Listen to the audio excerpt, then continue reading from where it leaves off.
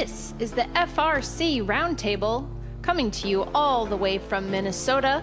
Your host team 2052 Nightcrawler presents this weekly FRC gathering where FIRST Robotics competition teams take cooperation off the field. Share your knowledge, give and get advice, solve a challenge, or celebrate what makes your team special. 3, 2, 1, go!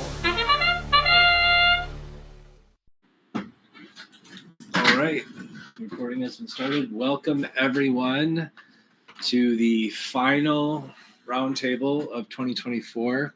Huge thanks to Chicken Pie. I was trying to figure out what in the world we're going to talk about this week, and then all of a sudden, just as if it was magic, the email came in that you guys had signed up to take tonight's session. So I really appreciate you guys stepping up and filling that spot for me. It's hugely appreciated. All right. So anyway, we won't be doing any more roundtables. There's 2 more Sundays in this year, but with the holidays and winter break for all schools and everything, we won't be doing any of those meetings. So we'll reconvene on the Sunday following kickoff. And I'm sure our topic is going to be everything kickoff.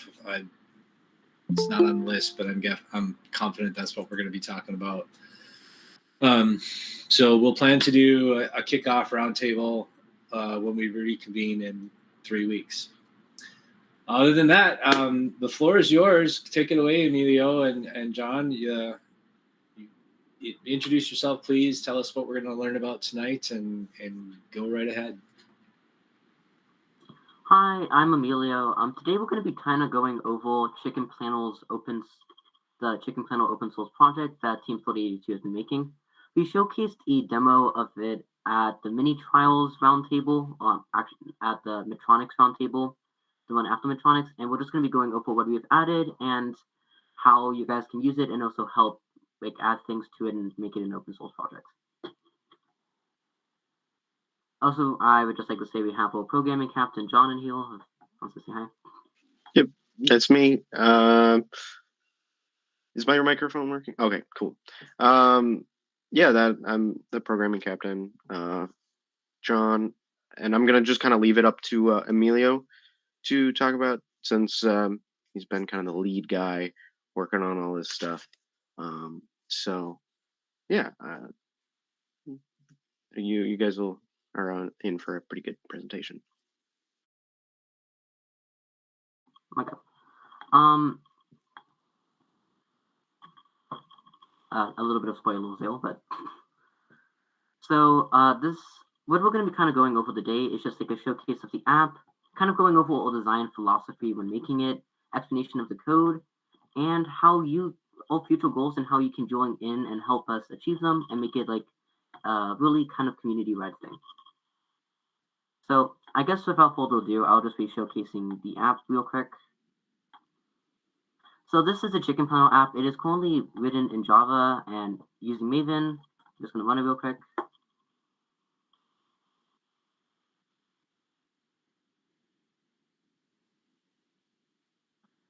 And there it is. So when you open the app, the first thing you get is a little load menu, and then what you can do is you can load a WPlanner project. So in this case, we're going to be using the example project found in actually the code base. And as you can see, you already have 2 routines in here that I've made from an example. And the nice thing about this is it's really easy to plan routines. So it's kind of like a drawing app where you can just draw and make your designs and make your Bézier curves. And the nice thing is that it's a fully functioning saving system. For example, if I maybe want to name this like routine example 2, I can see that I can save it, and it is now in my WPlanner project. And furthermore, we also built a library called ChickenPlanner which actually allows for the reading of these paths and turning them into a WPlanner command. So in this case, let's use routine example 2, the one we just made. So this is a fairly standard WPlanner project. What we have here is just like what you usually find on like a code base, your drive chain, and your robot. So what you do in order to like actually read a command or like a path is you use this function from ChickenPlanner lib called follow chicken path command. And what it allows you to do is you can pass in a trajectory config. So that's pretty much just how fast your robot can move and like what its max acceleration. Then you just pass in a method to get your robot's position, to reset odometry, and to actually like have the output for drive. Also, furthermore, you can do something really neat, which you can actually add commands in this to run during your stop points. For example, if I want to like have a command for like my full stop point be like hello world, what we can see is that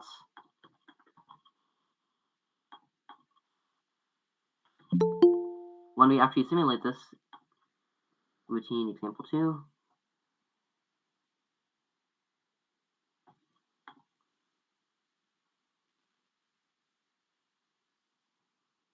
when we run this in autonomous, we can actually see that it's following the ChickenPlanner path and it's stopping at the stop points and moving all the way around. So what this means is that using ChickenPlanner is relatively easy if you're using the library, as you can kind of just like set the path and then automatically save it.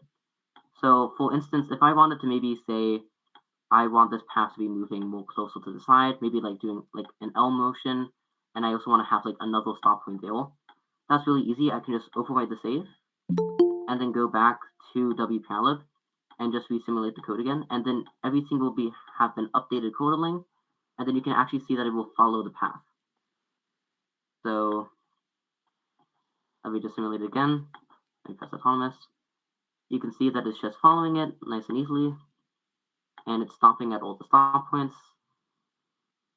And yeah, in this case, this is using Tink, as I was just using the default wplanner Tink sim, but you can also have this do swerve. You just have to switch out the ramset controller for a swerve controller instead. So that's really like the bulk of ChickenPlanner and the use cases. So currently, what a usual like workflow would look like is you would load a wplanner project, and then maybe you would like just click on the routine you want to auto, and it's telling you to save. And then you would just like make your modifications and also like set up your action points for like doing commands during the autonomous period.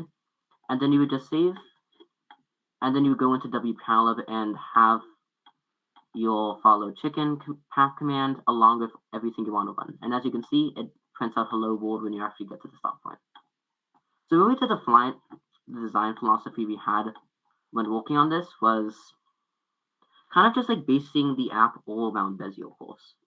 So just as a quick recap, a Bézier curve is just linearly interpolating between a set of control points. So this is a good example. So what you can kind of see is that you just have a bunch of control points, and then you kind of just interpolating between them to get a path. And how you make a Bézier spline, which is the concept the app is around, is you just take a bunch of these Bézier curves and you add them together. And we can actually see that those control points are visible when designing the path.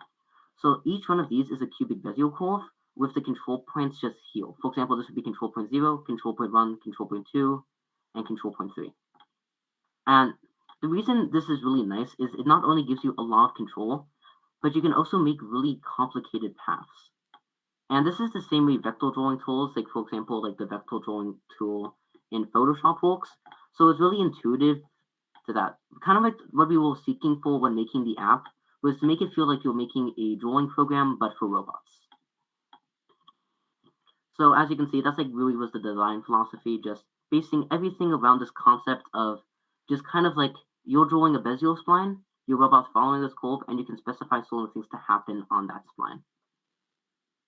Now, how it works is that this is written in a library called JavaFX. Now, the reason that we chose, sure, Aiden. I was kind of curious. So the robot follows this path, but how exactly do we get the robot to do its things like picking up notes, for example, and shooting them and that kind of stuff alongside this path? Is that something on a later slide or? Yeah, so if we actually go to this slide, this kind of like a bit of a good diagram. So how ChickenPlanner works is that from those action points, what it does is it kind of divides the curve into a bunch of separate trajectories. So just move up to that trajectory, then it will stop, and then you can perform another action. So if we actually go into with our Java, this is like an instant command. So what this is doing is just printing out hello world when we get to that full stop point. So in this case, what it's going to do is it's just going to print out hello world when we reach 0, and then it will continue moving on. Furthermore, what you can also do is you can also specify to not stop at a certain action point, but just to follow the curve and perform the action at the same time. So what you would want to do is, ideally for like last year's game, you probably want to have the curve stop when you get to a note, pick up the intake, and then continue moving along the curve. So I'll go into a little bit more detail how ChickenPlanner library works later, but that's like the basic idea. For JavaFX, the reason we chose JavaFX X is one, it's in Java, which is really nice because that means people on our team and also other FRC teams can more easily work on it. We all use Java for programming the robot, so that makes it a lot easier for like new people to get on. Also, because it's Java, you can actually use WPLab classes in the app to get it to produce results more like WPLab, which is just kind of just a neat little thing to make the app a more cohesive experience when using it with WPLab. Really, how the ChickenPlanner app is organized is kind of just like organized into like 5 different folders. So you have app state, which is kind of just like managing passing along information across the app. For example, like which point is selected, which file was loaded. Auto planning handles like the rendering logic and curve manipulation. So when in there, we have like a program to draw Bézier splines to a JavaFX canvas, which is what you actually see when you're working with the app. We also have the logic to manipulate the curve and move around. File management manages the files, and math utils holds like math utility classes such as Bézier spline and Vector2, and UI elements has the UI elements in it. So back in the WPLab, so how you can like kind of imagine what ChickenPlanner is doing here is it's actually producing like a unique trajectory for each one of these points. So this would be like trajectory 1, like trajectory 2, and like trajectory 3. So it's like producing a WPLab trajectory between each one of these individual segments. And how it does that is, here's like some example Bézier curve code. This is not the actual code used in the robot. In the app, it's a little bit more complicated, but this is kind of like a simplified version. So usually with cubic Bézier curves, you want to have like 4 different control points in the class. And how you find like a point on the curve is you just linearly interpolate between all the control points. If we go back to the slide, you can kind of see that happening in action, which each one of these control points just interpolating between the last. So yeah, that's ChickenPlanner lib. If you want like a more in-depth explanation of how like the code works, I can do that during the question sections. But also ChickenPlanner and its counterpart of ChickenPlanner lib ended up being over 5,000 lines long. So if you want to like have like a more in-depth process of how it works, or like before the development process, Team 42 will be hosting like ChickenPlanner dev calls on Saturday nights. Is that, and actually going into that, here are like our future goals for the app. So really what we want to have this be is an open source project. We love to have like help from others, and we would also love to have any suggestions. You can also see Uncle Sam over here also wants you to join the dev team. And this is the Discord link. I'll post that in the chat later, but those are kind of like the main goals. Another thing we want to do with the ChickenPlanner project is kind of getting a code review with people on it from other teams. When you look on like a code base for a while, it's easy to kind of just like see like real practices as becoming normal. So it would be nice if we have other people who haven't interacted with the project as much, kind of like giving us their opinions and what they'll think is nice. We also want to add like a tool point UI for setting exact positions. So currently right now, you can like set an exact position, you can just drag it, and it might be nice to be able to actually measure and set that exact position. We also wanted for action points to be able to specify rotation in them, which actually in the code you can specify rotation. We just never got to adding that to the UI. And that's something we'd also like help with. And also rigorous bug testing. There was definitely a bug in this app, and we do need to find them, so that would be like another help. Another thing we're trying to work on with ChickenPlanner is kind of like this idea of an auto planning system. So something nice about JavaFX is that all elements are draggable. And also another thing that's nice about Java is you can actually parse uncompiled files. So the idea we had was having an annotation above like commands, maybe called like ChickenPlannable, which would allow the app to actually visualize your commands inside, and you can just kind of drag them around. If anyone's ever used Unity State Machine system before, that's what we're kind of going for. We actually did end up building a prototype for this in the app, but then issue with a Git merge kind of got that deleted, unfortunately. But it was basically a rudimentary system where you can just kind of drag boxes around. But that's like we were kind of going for, of you just dragging arrows across the commands that would be able to pop up in the ChickenPlanner system. So I kind of went through quick for that, but does anyone have like anything they want to see more particular and how like the app works?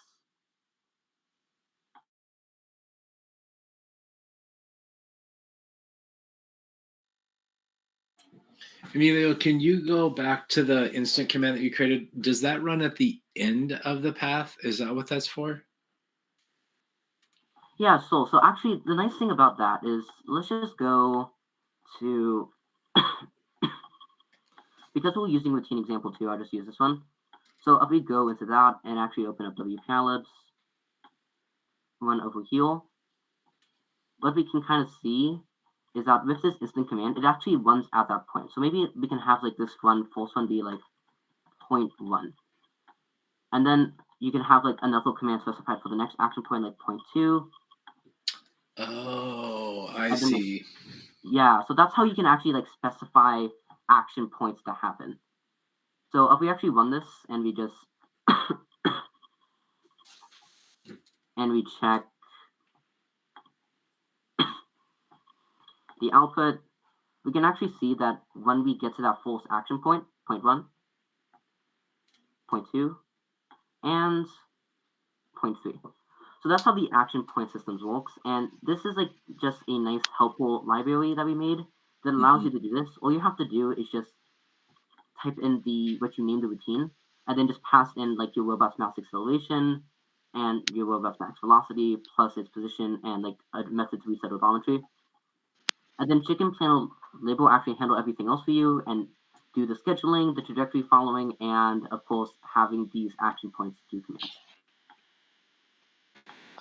So it looks like it does these instant commands like one per point. If I wanted to have multiple happen at the same time, would I have to create like a new command that had 2 commands inside of it? Or yeah, that's how you would probably go about it. What you would want to do is you would want to use like a parallel, if I can spell, parallel command group, and then you would just have to like command specified in here. For example, if I wanted it to like print maybe 2 things, have maybe like hello, and then world. That's how you would like have multiple actions happening at one point. You could put any command in there you wanted. Instant command is just easy because then Emilio can get some debug output.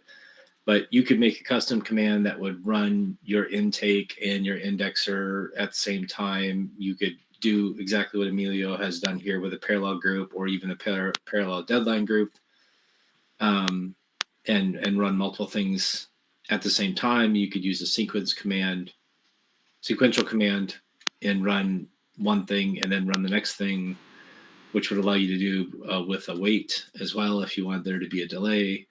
Ton of flexibility. Yeah, so that's kind of what we were like going for, is we just wanted it to be like ease of use and also kind of like be like analogous to wplanner. So again, you can just like put your commands in here, and also this returns a command, which actually, if you go into follow chicken command, a bit of a messy file, but what this really does is it kind of just gets you a ramset command and just returns a command group of just a bunch of like kind of trajectory following, followed by your action point command, followed by another trajectory.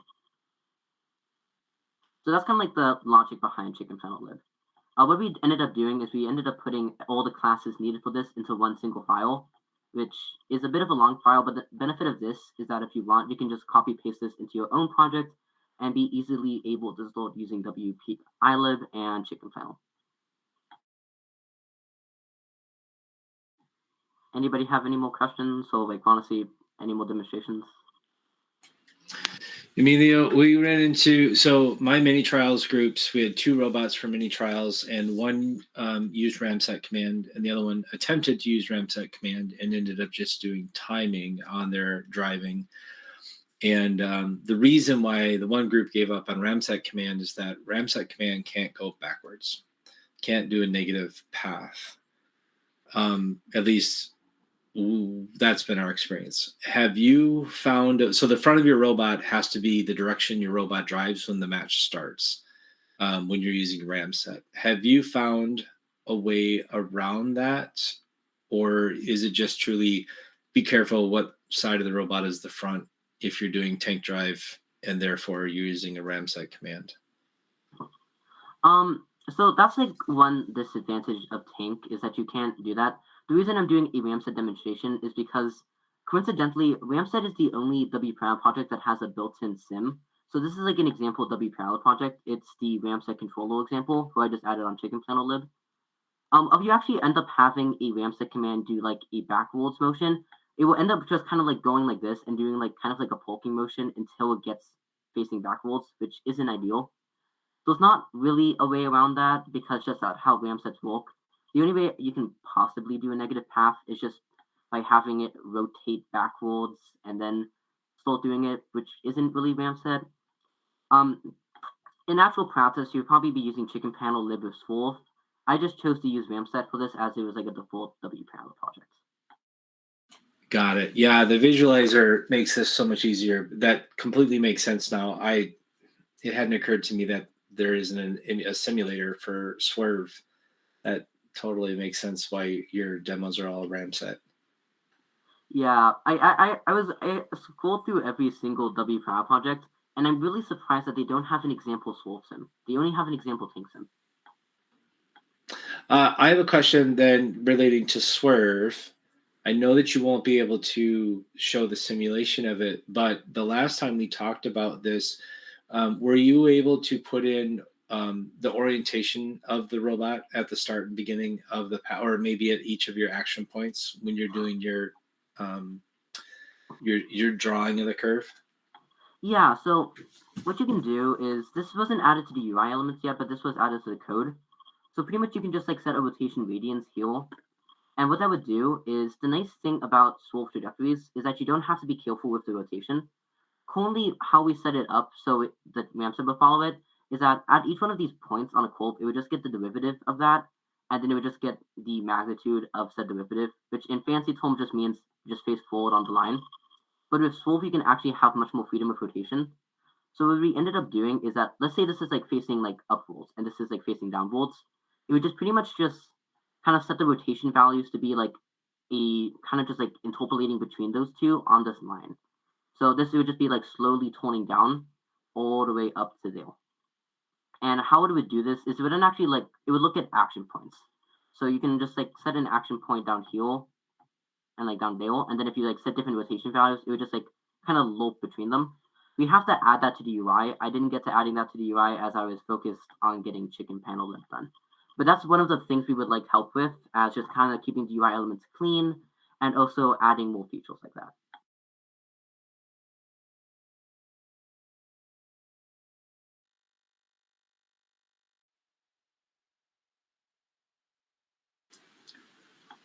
Prior to using or creating your ChickenPlanner, what were you guys using prior to that? Or was there a source that you were using prior to? We were using Choreo, and Choreo worked well. One thing we didn't like about Choreo is that you kind of don't have much control over your trajectory. You set like specified robot positions, and then you have to like press the compile button, which took a lot of time. And at competition, you just like need to like move something ever so slightly. It got a little bit tedious with Choreo to have to like drag it down and then like recompile it and then see if the trajectory did what you want. So that's kind of what motivated this idea of just using Bézier curves, as it's really just kind of like drawing your path, and that's why we wanted to use it this way.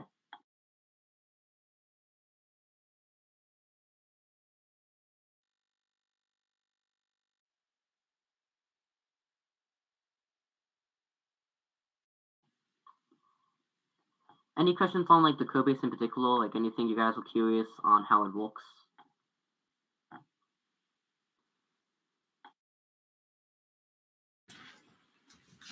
One of the things that you might want to consider doing in your GitHub is making an example project that's more similar to a real robot, like it would have an intake and a shooter, so that you could show how you would set up your sequential command and run your intake during this path, and then stop the intake, and then run your shooter once you get to that path and run it for a certain amount of time, or until the sensor detects that the ball has left whatever your sensor is that's in your shooter. I think the challenge that a lot of teams have is that they may have never manually coded an auto to string together all of your commands and things like that, especially with Path Planner. A lot of teams out there are dragging and dropping to build their autos, and so a lot of this is going to be new to them. My team decided, our captain and our autonomous lead decided last year that they wanted to go back to coding autos after having a year of drag and drop to build their autos with Path Planner. And so they've spent their summer and their fall relearning how to code autos. But a piece of advice for you is to maybe show sort of a sample project that has other subsystems and commands in it, to sort of show how you would string together different commands in a parallel group or a parallel deadline group or sequential commands or something like that, because I think that's a new skill set. I think that's a skill set that teams have lost, and now to use the power of what you guys have built here, they're going to have to relearn that skill. Yeah, that's something we were kind of like focusing on. We wanted it to be like easily plannable, but also like still have, as you said, like the power of like being able to use commands. Path Planner was nice. The only thing is like with its like named commands is that you can't specify parameters, and it does limit the complexity of it. So that's actually a really good idea of having like an example project. Probably could like do something with the mini trials bot, because usually the code bases on those are a bit simple. Also, Emilio, do you want to talk about like your? I know you talked to me about your plans for like making a pretty simple like flowchart kind of auto planner. You had that on that slide there. Oh yeah. You want to kind of talk about that as well? Yeah. So this was the idea. Something I experimented with last year was kind of like having a really ease of use using Java annotations. Java actually has like a lot of libraries to kind of like edit itself, which is a bit unique. It's like the reflection libraries. But the nice thing about that is you can actually specify things with annotations. So one thing we were messing around with is kind of like putting an annotation like above a command. So if I wanted to demonstrate it on, for instance, maybe like this follow trajectory command, that was like a test. The idea of what we were having is you would be able to like add like ChickenPlanner above a command, and what it would end up doing is that using the Java Pulsar library, when you load it with ChickenPlanner, it would actually be able to go through your codebase and find all those things that you specified as plannable. And the nice thing about Java FX is that everything is draggable. So what we'd be able to do is just set up a bunch of boxes that you can kind of link together and have this like ability to set up commands, but you can also specify parameters in them.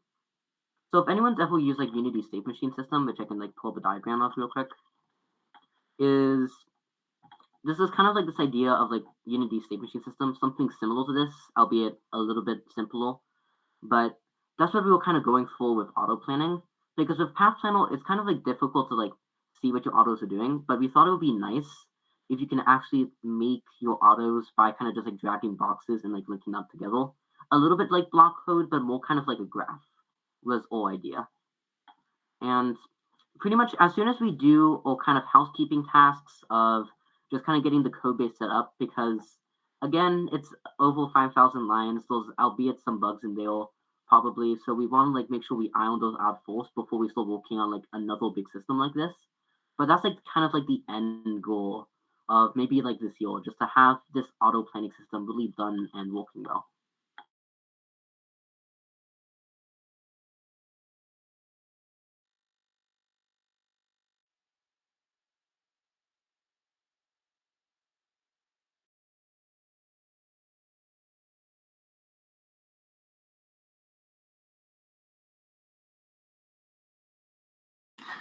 Hey, non-programmer here. Question. So, what is the biggest difference between this app and Auto Planner? Really the biggest difference is I haven't messed around with Path Planner too much, but it was kind of more of a focus on kind of more like a drawing feel. With Path Panel, I believe you can only specify one path at a time. I haven't used it terribly much, but it was kind of what we're kind of going for was kind of like a Photoshop feel of just being able to draw lines and draw curves. And also, what we kind of also wanted to go for is the difference with Path Panel is that out of event markers, it's a bit difficult to specify what you're trying to do. And the nice thing about this is that you can have like that command for just specifying what's happening at each action point. We also wanted, again, just like really this system is what we're aiming to make ChickenPlanner a more like useful project. But in its current state, Path Planner or ChickenPlanner are similar. This one just kind of, I feel, gives you more control code-wise and maybe a little bit more control path-wise a little bit. ChickenPlanner also has its own merits. I think it would be like up to like what you're looking for, of like which one you would want to choose. But if you choose ChickenPlanner, I would be very happy. I do like the name ChickenPlanner though. But the other, my other question is, how much of this have you debugged? Are you seeing, what is your rollout plan for something like this? Are you going to? Is it like like a testing phase where you're gonna be like, oh, maybe next, when the big next mayhem starts, you want to bring this out, or is it something that's still like it's still in an infancy or initial planning stage where you still feel like cautionary tale, don't use it until you know, and if so, what is how accessible is it? Yeah, so at least with the app, because currently the app is fairly functional. It has like a working save and load system, and you can easily drag around curves. What we do need to add is a tool point UI. So like the plan for rolling it out is probably to like, as I said, housekeeping. It is extensively bug tested, but even if code's not buggy, that doesn't necessarily mean it is the best code you can have. So like for end users, the app is good, but like for like new developers, we do need to focus on making it a bit more cohesive, which is why we want to make it open source, because if we can get other people working on it, we can get the app more kind of like standardized, the more common routine, like systems of coding and like more common paradigms of coding. And also, if we get it programmed, like other teams can add more features, which means we can just make it a better app. And we also have more opportunities to test it on more robots. But as of right now, if you're just like looking to specify like a basic auto path with a Bézier curve and setting action points, ChickenPlanner would work fairly well.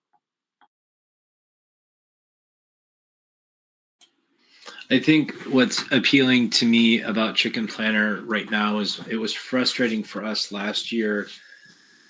We used Path Planner last year, and what was frustrating was one of the things Emilio had pointed out earlier is you can create your paths, or you can create your autos with parameters on the constructors in your commands. And ChickenPlanner or Path Planner doesn't let you new up a command with something on the constructor. So, for example, if you had a command that said turn a number of degrees, with Path Planner, you would have to create a command for turning 30 degrees and create a command for turning 90 degrees and create a command for turning 180 degrees, where in this system and in what we had done previously before, when we actually coded our autos, we would create one command where you would pass in how many degrees do you want to turn on the constructor. And so I like the idea, and our students too, I like the idea of having more control and writing less code that you then have to go in and tweak all of the different commands that turn to an angle, perhaps. The other thing is that we think that we can get really fancy with our commands. So, for example, last year you drive out to the center line to pick up a game piece, but maybe somebody already took it. If you have a camera that can detect a game piece, if you're coding your autos, you have the potential to be able to pass in inputs on the constructors to be able to say, take this camera input or something else. And maybe you can modify the path that you're going to drive to not bother going to a point where you already know there's no game piece there. So we think we're going to get a little bit more control by coding our autos. And so since we have to code our autos, we need to find a way to be able to do trajectory stuff in code rather than using a tool like Path Planner where it's a drag and drop. One of the things that we were looking at doing, and we may still do it yet, we obviously are going to try ChickenPlanner, but with Path Planner, you can use Path Planner to create the paths, but then you can manually load them, and you can use Path Planner basically just to draw your paths, but not to build your autos. And so the students, I'm pretty sure they've already tested that and they figured out how to do that. And now that ChickenPlanner looks a lot more polish on it, I'm sure our students will take a closer look at that as well. Yeah. Something we're all looking into is currently one issue of ChickenPlanner is that it was written using Maven, and we have been unable to build a Java X app with Maven. So one other reason we're making it open source is there's probably someone who knows how to use Maven well, and just like those different skill sets we're looking for. And currently right now, it's like not a terrible experience to use. We just have to like type in like a terminal command, but ideally it would be like to an exe. So that's like one last thing we need to do. So if any of you guys have any Maven experience, that would be greatly appreciated.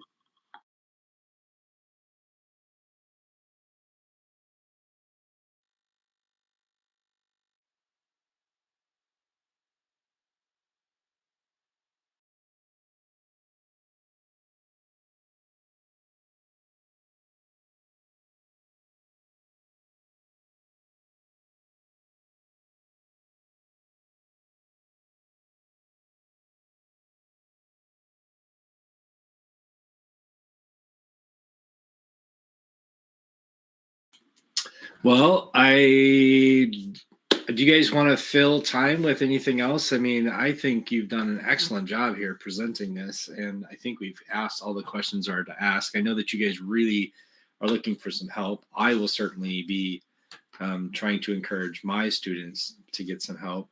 I don't want to presume that you're done. Do you have more things that you want to chat about with ChickenPlanner, or just anything autos that you want to cover tonight? Yeah, I think like first thing I may want to do is we do have like a Discord link. The reason we're kind of like deciding to use Discord for planning the app instead of Slack is the thing about Slack is that it does delete messages after a while, and it would be nice if we can kind of just have like a history of what we planned. So that's like what kind of like motive for using Discord over Slack. But I can like send that in the chat right now. Real quick. Yeah, can you also drop the link to your GitHub? Yeah. Is it public yet? Maybe the project's not public yet. It is public. It's a little bit messy. I need to merge some branches that I haven't done yet, but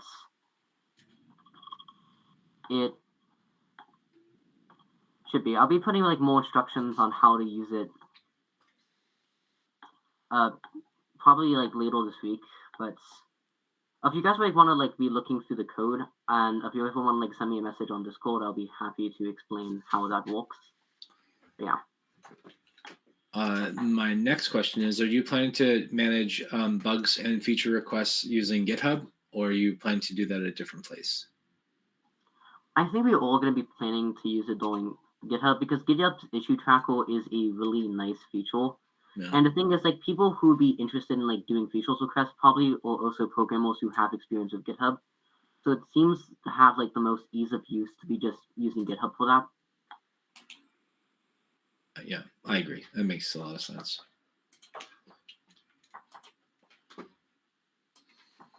We're gonna be aiming for like a dev call next week on Saturday from 7 to 8, kind of like more going over like in more depth how ChickenPlanner is structured and like how the code works, and also what we can like aim to do, and just get an idea of like still like delegating tasks.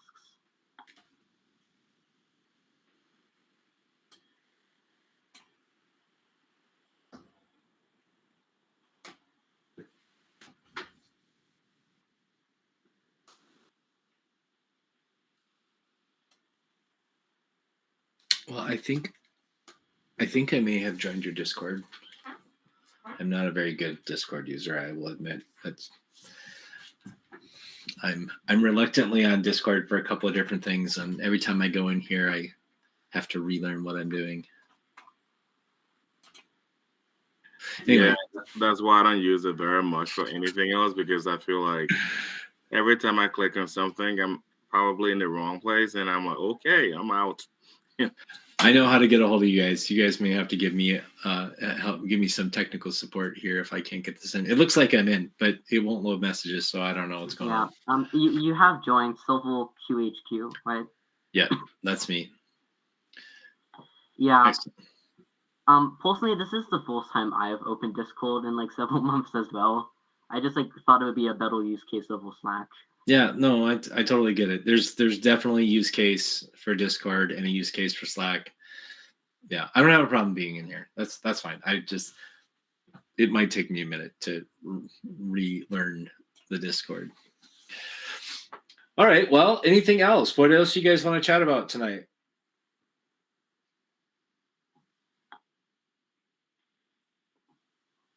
Or do you want to wrap it up? Because I've been getting up very early for this FTC tournament the last 2 weekends, and I'm going to bed early tonight. Yeah,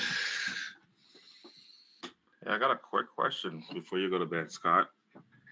Well, is it about ChickenPlanner? Because I want to make sure Nope. we give Emilio and John a chance to wrap up if we're done. Are you guys want to wrap it up here and move on and just have kind of an open topics? Yeah, that sounds good. Yeah, ChickenPlanner, really, I think I've explained the bulk of everything in there. Of course, there's always more in-depth technical explanations, but again, the code seed, it's a bit complicated and isn't necessarily relevant, which is why we're going to be having that call on Saturday for people more interested in understanding how it works on the more technical level. Okay. Yeah, but thanks great. for having us today. I'm going to encourage my students my students. We got a couple on here tonight but I don't think our programming or autonomous leader on. I'm going to try to encourage them to check it out, to be willing to participate. Hopefully we can pull some night crawlers in to help you out with it, because I see a lot of potential here and it falls in line with some of our goals as well. So we'll see. It's up to them to decide. I'm not going to push them to do something they don't want to do, but I'm going to encourage them to at least check it out. All right. Well, let's do this. How about a big round of applause? Thank you very much, Emilio and John. We really, really appreciate it. You guys knocked it out of the park once again. And this is a really cool project. Not very many teams take on an initiative like this. So kudos to you. This is excellent and awesome. I look forward to paying very close attention to this project and seeing how it goes this year and beyond this year.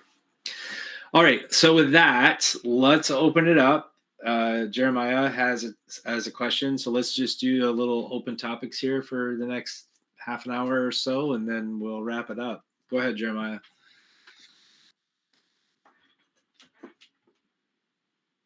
You're on mute.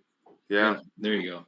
So I'm sure everyone probably have the same question, but something I've been doing that I shouldn't have done, that I know no one should do, is, all right, and this goes to anyone in the room, not just Scott, because I'm new to FRC, and I have this very nagging behavior of, trying to think about things I shouldn't think about, probably. So last year, I got into this whole thing about thinking about what this past season was going to be like and what is some level of preparation I should kind of give my team and some things to mentally prepare about, just strategy-wise, what to think about. And then I went back to watching previous, past 10, 15 years, seasons. And, I don't know if we got any close to what I thought it would be, but what is anyone thinking right now? Besides the fact that we're going to drive a robot in the sea, some of the... What do you mean? What are we thinking? What are we thinking about? What exactly? About the upcoming storm. Oh, what the game's going to be? Yeah. Well, let's talk about what we know. So we know that you can there's two different types of game pieces, and we know that you can hold at most one of each kind of piece. So we know that. Wait, there are two game pieces. Yep. And one of them's a common game piece you can get just about anywhere. Does anyone want to share any theories about what they think the common game piece is that you can buy just about anywhere? I feel like it's going to be some form of soda can or plastic bottle, because with Reefscape, usually the game goes shoot-'ll pickup game, shoot-'ll pickup game. So we're kind of on that pickup game mule. And my theory is it's going to be something about picking up trash off the ocean floor. Yeah, that's kind of what I've been leaning towards, like more like a cleanup, and we rehabilitating the ocean floor in some capacity. So 2 game pieces, and you said 1 common, 1 and what? 1 specialized, yeah. Now, of the specialized pieces, we know that there's 9 per half of the field, because with Andy Mark, you could buy a box of 20, which is 2 more than you would need for a full field.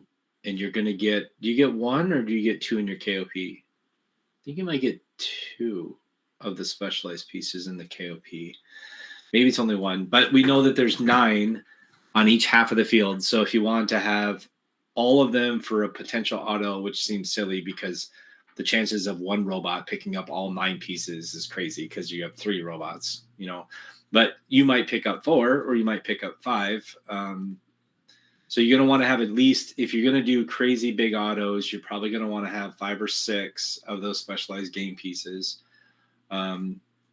So we're planning on I think we already have put in our order to get the 20 and then plan to sell half of them or 2/3 of them to other teams who are interested. The common off the shelf, I like the soda bottle idea. I think that's a really neat idea.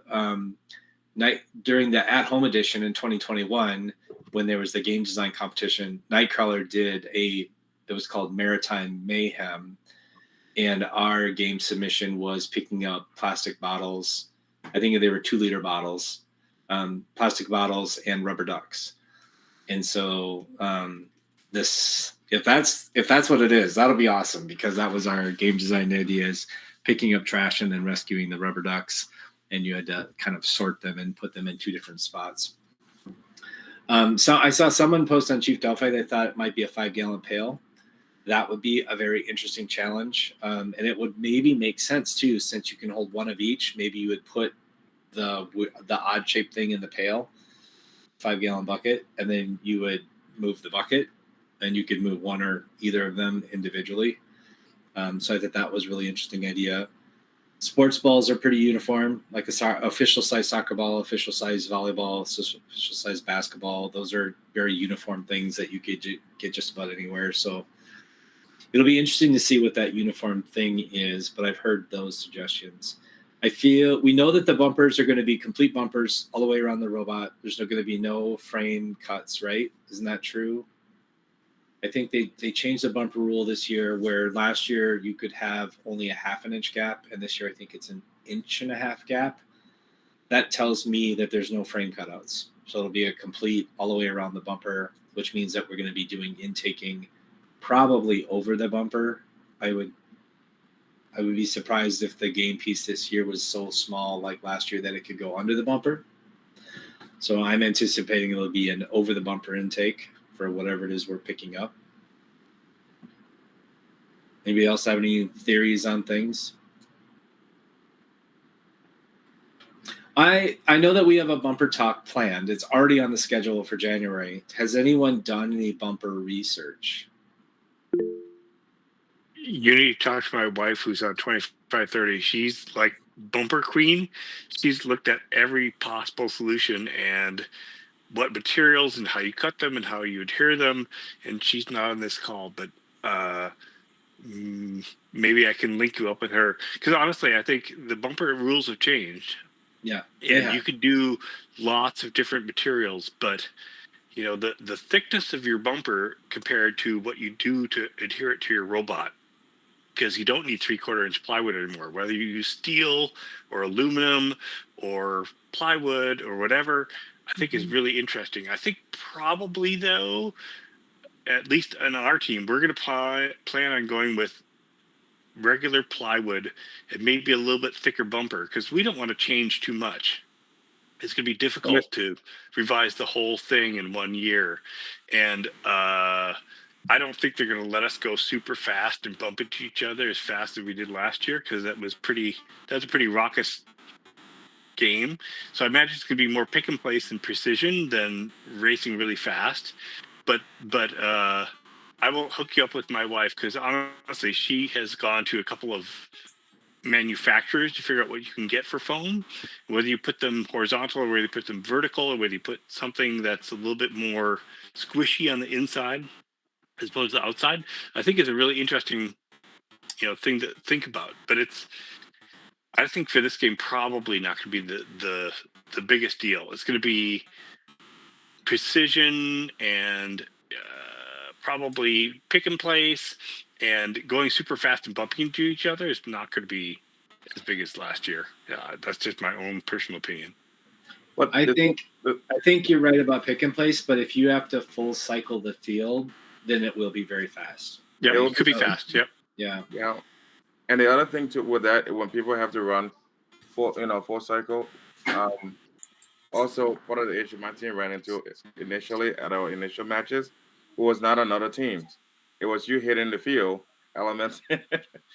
Yeah, right into the metal. Yeah, that's how we broke our robot for sure. Yep. I think honestly, the thicker bumper with a little bit of a harder foam on the outside and the squishier foam on the inside, and then regular plywood to hook to your robot like the way we've always done it, is going to be the best. But you want to have something. You want to have something that has some absorbance and not because when you start to think that metal will, because it's stronger and now you want something to have a give. Also, I think in a bumper rules, I think one of the changes is that the corner of the bumper. You know how we always wrap the material around. I don't even know why didn't I even think about it. That's like one of the least protective area. And guess what? That's where's there your modules. So being able to actually take a full foam and put it in a corner, it will make a huge difference. So I think 3/4 inch plywood probably might just still, like you just said, you don't want to go completely crazy the first year and, go bumper nuts, and then you forget about your mechanism. Yeah, I think honestly we're going to do 3/4 inch plywood. We're going to do at the corners probably interleaved, where you have like one that goes around the left, one goes around the right, and each layer is probably different. And then like the exercise mats on the outside and it's more squishy on the inside. That's probably as good as it gets. Don't go crazy. I think that I've looked at the Chief Delphi bumper, like squishing foam for them. It's crazy. And probably the best teams will have some, space foam architected thing, but it's not going to be necessary. I think if you're zooming fast, you bump into somebody, if you got a reasonable bumper out of decent material, it's going to be better than last year, but you don't need to go crazy. So where everyone's buying their foam materials from? Dollar store, Amazon? Because I know when you have to buy that stuff to ship it, the shipping costs an arm and a leg when the actual material costs you a penny. I'm getting floor tiles at Harbor Freight. Just floor tiles. I agree. I don't think the fancy, heavy, crazy, expensive foam is the answer. Yep. I think Exercise mats and easy foam is the way to go. Lily, you've had your hand up for a while. Just please jump in. Okay, so if you there's actually like restrictions on the materials that you're allowed to use, and they all seem to be types of like poly. I cannot read that. Polyurethane. In the closed cell. So what my team did is we talked to some like material like engineers and like scientists at like Future Foam, and we talked to them and we noticed that like the materials that they're using for like the list of materials they have, they're all like similar materials, and they're all like materials that are used for like pool noodles and stuff. So in regards to like durability and fatigue, there isn't that much of a difference. But in what we're doing as a team, and they're like not that great for the environment. So what our team is doing is we're reaching out to the FIRST, and we're like suggesting using I cannot read this either. These materials, because they're better for the environment, and I think they'll probably do what the polyethylene materials are better than that, and we're just reaching out. So yeah, thank you. That's exciting. I'm interested to see because the official material is polyethylene material, right? And you're talking about polyurethane material. And then the EVA foam, which is what the floor tiles are, that's the other option as well. That's what we're planning to use until we figure out that it just won't work. That's what I'm planning to prototype. We'll see if the rest of the team agrees with that. I think floor tiles on the outside and maybe something like a little bit more squishy and thinner on the inside is the way most people are going to go. I will have to post a link or have my wife join, because honestly, she went to a foam manufacturer in Owatonna and talked to them about all the stuff that they do for packaging, which is the same. They're trying to protect their stuff inside of a box or make a package. And the EVA foam on the outside, which is really durable and not very compressible, but will survive a hit. And something a little bit more compressible on the inside is the way to go. But how you adhere to all those things together and how you put it on your bumper and make it sure it doesn't fall off or fall apart is really complicated. It's harder than pool noodles, but super fun. It's a new challenge for the year. I think it's the year of the bumper. So Brian, I'll jump in here. I'm also from Team 2530, and I went to the foam factory, and when we were there, we talked to one of their material engineers, and he recommended an EVA on the outside about 2 inches, and then about 3/4 of a PE or an EPE of some sort. Density 2.2 to 2.5, I believe. And then I don't remember what the density of our EVA was, but one of the things is that they have specific machine. Actually, Brian, if you have the samples there, I wrote it on there. Yeah, I'm in my garage. I'll go look. Hold on. But we went to Foamcraft in Owatonna, and they have they talked about how if we just tell them what foams we want, they will adhere it themselves they have specific Teflon heat machines that they use to adhere the foams together, and then they can cut them in bumper size strips for us that they'll just send us. Mm-hmm. Which is really convenient for this type of stuff. Do you have an idea on price? That was a good question. We talked about it, and we were going to get a quote afterwards. I believe a sheet of EPE, which was 4x10, was going to cost us $60 total. Not bad. How and thick? That's so they get their bats in 4 inches, and they can custom cut it to whatever thickness you want it to be. So a 4-inch thick, 4-foot by 10-foot sheet was $60. Somewhere around there. I don't remember. That's an amazing deal. Yeah, it's a great deal. They would laser cut it and make it the shape you wanted, which would be very cool. You guys are going to become a supplier for all of FIRST. Yeah, we should have made one of those things where you make your bumpers and have everybody order it from you and make our profit. But I think, honestly, there's a lot of companies that do this for simple things, like making a box with a foam insert so that the thing you're shipping isn't destroyed. It's very cheap, and they've got lots of equipment to do it very easily. I was going to say, if you find any packaging manufacturing company, they'll have the exact same machinery and the exact same materials. I would recommend finding something a little bit more local. So when you're saying packaging material, like agar, for example, that maybe I'm not entirely familiar with the industry, so I can't say. But I know I'm in the Alexandria area, and there's a bunch of those that primarily what they do is they make packaging for products, possibly, and the build machines that packages things. And so I figure, they want to. I mean, it wouldn't hurt to reach out and see what they can do. Mm-hmm. Could you company I work for? Oh, sorry, Lily.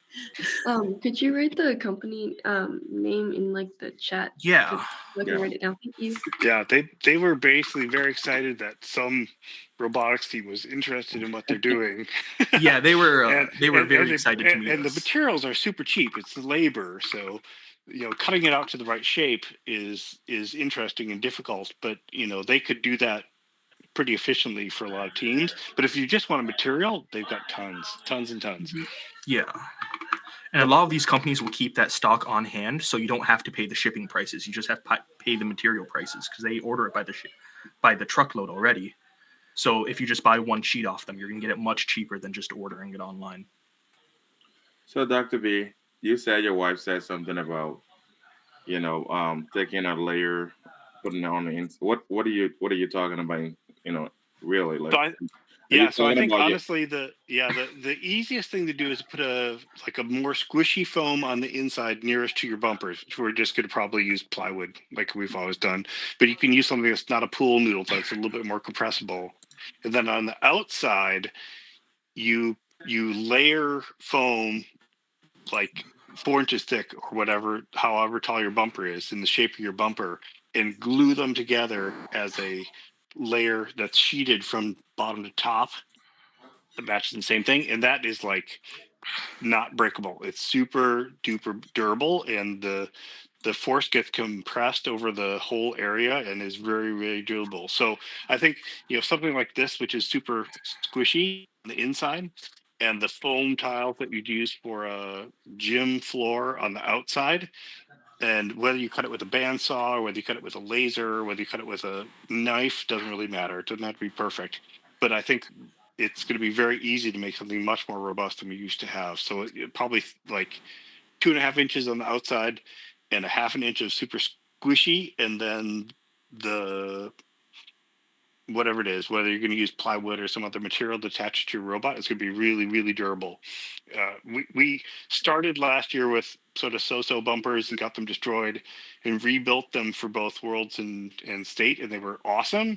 And I think with better material than a pool noodle, it'll be even better. Just need good wood, good angle brackets at the side, and a decent foam at the outside. What team are you from? Inconceivable 2530. We're looking at the company I work for. One of the divisions makes replacement or aftermarket seats and floor mats and insides of tractors and other cab interiors. So my co-worker there at that division in Renville, he's the coach mentor for the Bold team in Bird Island, Olivia, Danube.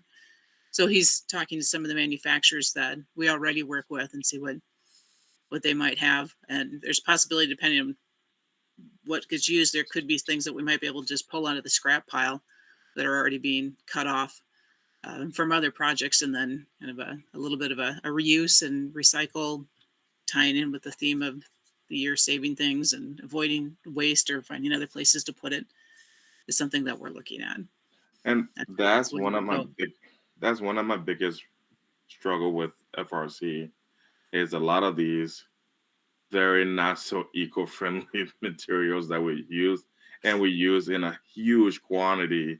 And it's just like, aren't we trying to create awareness to these things so we can alleviate this? And the problem we're trying to mitigate, we kind of, in a way, costing them. And it's mind-boggling, but I don't have the answer. So whatever the game pieces are, we hope that they're much more durable than last year, because those notes left Cheeto dust everywhere.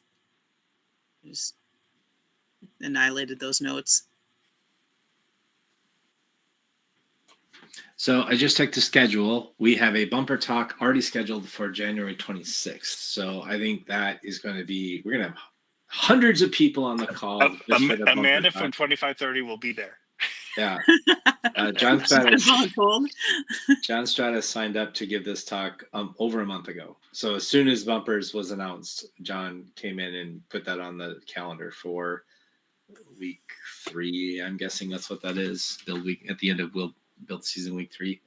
So yeah, that'll be a great topic. Any other kind of last minute thing? I have a question. How does everybody run their kickoff? Because we had a great system, and then the video doesn't even play until like 11:30 our time. And so we end up losing our entire morning of productivity because we used to start the video at 9, now it starts at 11. By the time you actually see the game review, you watch it and then you go eat lunch. So I'm really curious to know how people run their schedule for kickoff. Does anybody want to share how they do that? How about the tasks that you accomplish? Okay, sure. Go right ahead. We start around 9, and we use it a bit of an introduction for parents as well. So they'll set up the stations to show the parents what they do. We'll have a parent meeting while the kids are doing whatever. And then that's where we kind of kick off the expectations. When talk about travel, about helping provide team meals, just about what is this a bit about? What are these terms your kids are talking about? The communication platform that we use. We watch the video, feed everybody, and then send the parents home, and then the team will stay until middle of the afternoon to start reading the rule book and coming up with plans. So you read the rule book, and then when you say coming up with plans, are you talking about like initial concepts for robot design? Yeah, they've started some kind of like, if it is this, then maybe we would go this direction. If it's that, maybe we'd go this direction. You're kind of weighing that shooter versus pick and place. Sure. Sort of thing. And they're really trying to look at more on the style and theming this year is one of the goals that the team set for themselves. So for 8 or 7, 8, well, with our first year, it was important that we actually go to an area, whether it was distribution center, whatever you want to call it, and we sat there, and because we didn't know what to expect, and so we did that for like the first year, and then I think the second year too. But we've learned that it's not an efficiency in time management, and so instead of driving 6 hours one day, that's like So in the past 2 seasons, what we've done is we've had one of the team captains and his parent, his dad, drive down and pick up whatever needs to be picked up, while the rest of the team meet at in my classroom, and because I'll watch the thing on the smart board. And I've been actually toying with this idea, Stacy, and I'm glad that you said it, because I kind of want to get the parents involved on kickoff too. So because like when it comes to like field elements and stuff like that, that's something that parents and their kids can work on outside of the outside. So when you see the game introduced, you see all the technicalities being talked about, and then this dad wants to work with his son in that shop, build this contraption that can count towards his hours of participation too. And that's all those good things. And so having the parents involved in the morning, and then after, then they can leave, and then the rest of the kids. And what we've used that time for in the afternoon, because I call it, this is the bring all the dumb, stupid idea.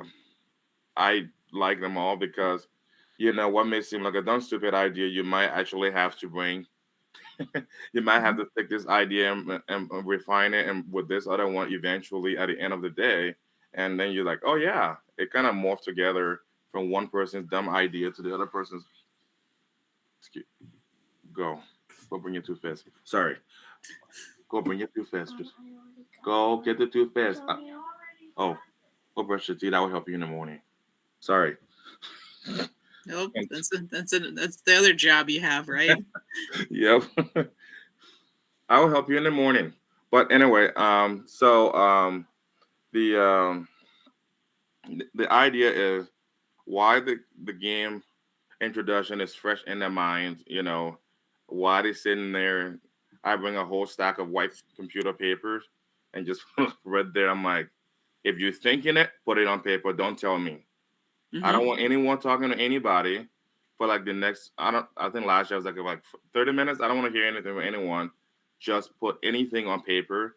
And then after that, we can just have a whole stack of like with pen, just start going through them and see, where we'll go from there. That's kind of what we're doing on day one. Mm-hmm. We also talked strategy day one when we looked at things. I know last year we kind of made a decision not to go for the trap. There wasn't enough extra points for it, and we felt better concentrate on the two other major scoring opportunities. I will say what our team has done, or at least starting last year, is like really focusing on strategy first before even looking at potential designs. We would even go so far as like, and we're planning to do it this year, like once we get the basic like kit from FIRST, we would like with the game pieces, we would try to like model the game as like human robots, right? Without just very basic, just to get like key strategies or just very basic strategies like highlighted that you wouldn't really, wouldn't come to light right away from just looking at the game manual. But what we did looking specifically at the game manual was like dividing and conquering to do that. So we would have like multiple groups, like multiple small groups, look at different parts of the game manual, and then we would all come back and have groups present their portion of the game manual, like things to really focus on.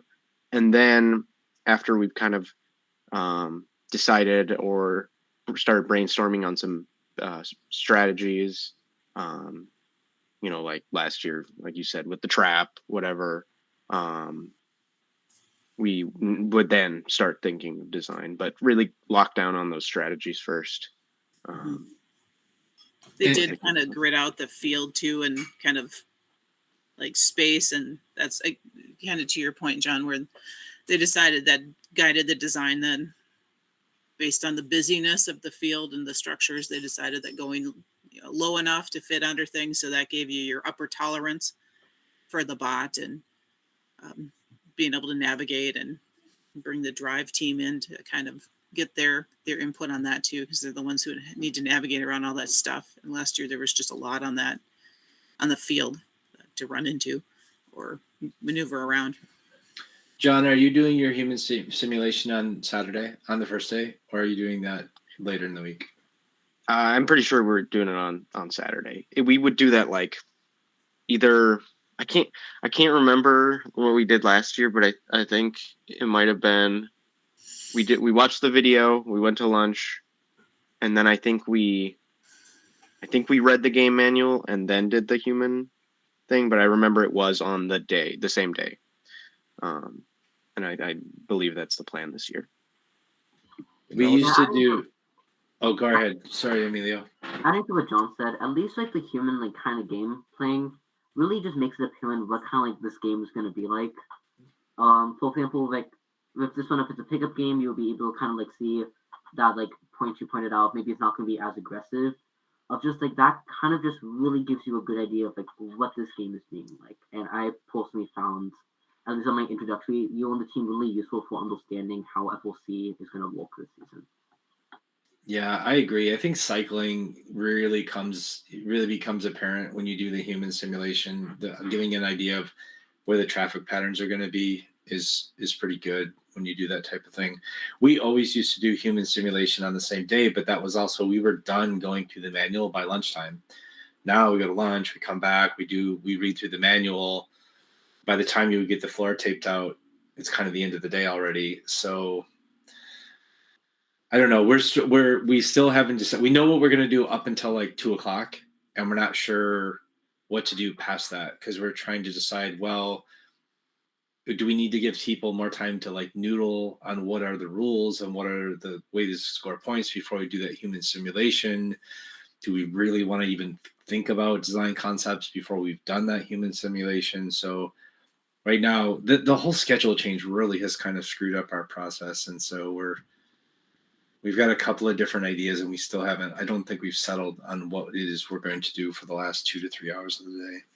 I think it might be good to do that simulation first or like early on, because you don't want to really like lock in on an idea that like you think might be good just by looking at the game manual, but like really basing that first off of like real life, real life factors. Probably be good, but I don't know. We even talked about we could tape out the floor, and then we could, based on whatever the game is, we could tape out the floor and then decide whether we want to do the simulation or save it till Monday. But we have shared space, and so we don't know if our tape would even survive with the dance team and PE in our shared space. We may have to tape it all out again anyway. Yeah, I don't know. We'll figure it out. But I was just curious to know what other teams are doing. Does anybody else want to share? Lily, I don't know. I don't remember. Did you share what you guys do? Oh, I didn't share yet, but what we do is we basically have people bring food in on Saturday, and it's great because we have like a little meeting and we discuss about like what we think the game is. But before we kind of like discuss and stuff, we might like have like a team breakfast or lunch or something. I don't remember. But we would do that, and then when we have the video ready, everyone just sits down and like watches the video. And after watching the video, we kind of get split up into groups, and we write and we have like worksheets that we give out, and the worksheets basically just force everyone to like go through the game manual and actually read it. And it's also helpful to just like write down information from the game manual to remember it better. And after that, we kind of get into groups, and we have these huge like pieces of paper, and everyone just like jots down some like ideas they have and like strategies they have. But yeah, and after that, we also do like a human demonstration with spinning chairs with like the wheels, and then we set the field up, and it's nice to see how cycling would work. And then we kind of like save some of like the kickoff discussion for like Monday, and during Monday we kind of talk more about strategy and maybe start designing. So thank you. I like the idea of using wheelie chairs. Oh No, I love that. That's cool. I love yeah, that. like office chairs. That's what. Because when my kids, when we first started, when we got onto this whole swerve thing, I liked it. He's like, it's like a swivel chair, right, Miller? I'm like, yeah, it is a swivel chair, but 4 swivel chairs moving simultaneously together in the same direction or so. The other thing I remember last year, we started with strategy, and when the game was revealed, I kind of looked at him. I was like, well, over the bumper or under the bumper. My team captain was strong opinion, like no under the bumper, no under the bumper. And I'm like, what is it that you, Miller, you make us do that? I'm not gonna build a robot. I'm like, whatever, it's your show. And I remember after Grand Forks, we came back like a novice, like just went to war and got scarred so many with bruises and cuts and everything. He's like, Miller, are we able to still revise this robot and put this whole thing within the bumper? I laughed so hard. I'm like, I like your your motivation, but I don't think we have enough time to do that because St. Cloud was right around the corner. And now we've been talking about some strategy so far in our last 2 meetings. And one of the things that really, really heavily pushing is how can we build a more compact robot that's also within the parameter of the bumper? And I'm like, oh, I remember last January you guys wanted to eat me for lunch when I recommended doing something similar. So I wouldn't be surprised that January 4th, one of the first things they want to talk about is how can we put this stuff within the parameter of the robot. And so, yeah. One of the things that we've even discussed is doing lunch early and eating lunch while we watch the videos so we don't lose that hour. So that's something else we're thinking about doing to try to work out the time. Dr. B, did you guys share what you guys do? Are you willing to give us some insight into how you run your kickoff day? We don't have a lot of better insight, honestly. we sit down, we watch the video. We tried like splitting off people to a lot of different teams and telling them to brainstorm about different stuff. I think this year we're going to focus on everybody has to read the manual and honestly Yes. has to understand the game and what the rules are. And even if they don't understand it completely, they have to know what the game is, because we had a mock sort of a kickoff a couple of weeks ago, and some of the groups came up to the front with a whiteboard with really good ideas about how they're going to solve the 2018 game challenge, and what they proposed wasn't legal. So I think honestly, sit down, watch the video, read the manual. Keeping kids engaged in that is really hard. So how we do that, and then go to lunch and have them re-engage is difficult. I'll let Pranay speak too. He's our exciter in the game. He's got the energy. He's been an FRC guy a couple of years ago, and honestly has invigorated our team. But it's difficult because the kids don't want to read a game manual. They want to see the video and they want to design a robot, and like no in between, which is difficult. But I think we're going to force them to read the manual. And I love the idea of putting people in chairs and making them run around the field, because that gives them something to think about, and an actual physical interaction with a space makes them think harder, because abstracting a manual and making kids like ingest 135 pages in an hour is just not super fun. You go, Pranay. Yeah, we actually have found in the past, or at least, so just for some history, I was previously alum on 2530, and then I've come back as a mentor now. So one of the things that I found as a student and as a mentor is that lunch is really important to get the heebie-jeebies out of all the kids and kind of settle down from the excitement. So for a lot of the time, the lunch is just time for them to talk and speculate. And what I'll do is, as strategy mentor and scouting mentors, I'll take my sub team and we'll kind of read through the manual over lunch and get a lot of the key points out of the way that a lot of kids will find important, or some details that they might miss, or intricacies in that sense. And we'll give a short little presentation, a Sparks notes, if you will, to the team about the rules. And then we'll sit down and we'll break our students into groups of 6 to 7, and kind of popcorn read, in the sense of sub teams are expected to read through the manuals as subgroups and as the big team, and kind of give input here, input when they see things a little bit differently than how other people might see it, for better or for worse. And one of the big things that we emphasize is not talking about robot design until we fully read through the rules, because as Dr. B said, a lot of students will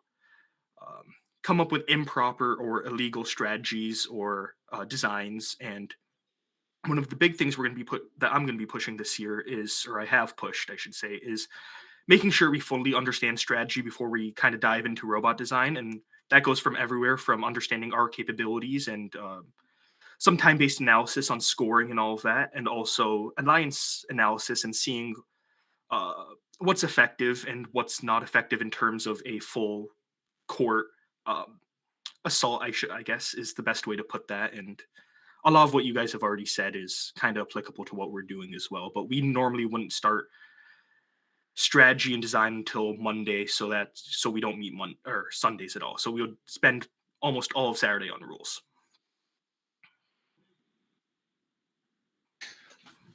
Well, I think we've come to the end. Anybody want to have any last minute stuff to close out 2024?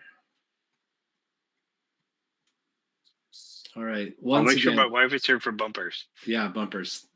Week 3 at the end of week 3 for build season. All right. Once again, I want to do a huge thanks to Emilio and John. You guys, once again, awesome presentation. Great project. I'm very excited for it. Congratulations and good job. And for everybody else, we will see you on the what is that, the 5th? I think Sunday's the 5th. Whatever that for Sunday is. Saturday's the 4th. Come on. May the 4th be with you. Okay.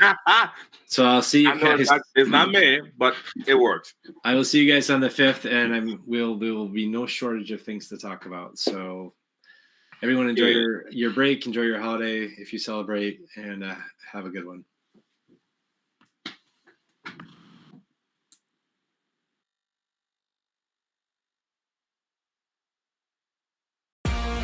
That's it for this week's FRC Roundtable. Join us live all season long, every Sunday night. Visit the website at team2052.com/roundtable to sign up for weekly invites. In the meantime, keep building, keep learning, and we'll see you next week.